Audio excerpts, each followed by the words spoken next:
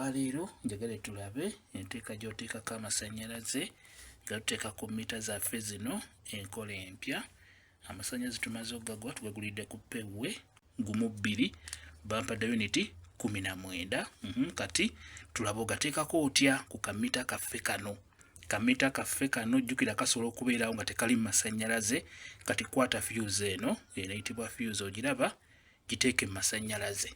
Bw'oba ogenda kusaka amasannyalaze kamita sooka okateekeko, olaba, kateekeko bw'otyo kagendeko bulungi, ndoza okalaba. Awo kaba kagenzeeko, ninaku uniti 3.24 abasekendi. Kale tuteekeko amasannyalaze gaffe geegano gagulidde ku ppewwe nga bw'olaba. Tokeni yeeno ogiraba, tokeni namba zezino tuteeko zinyigako.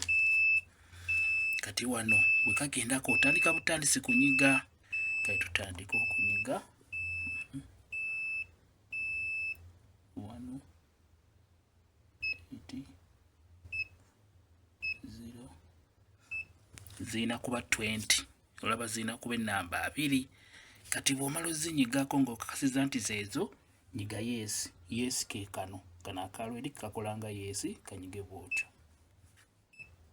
Gawo gagenzeeko bampada uniti 19 ku nnusu 1,000,112.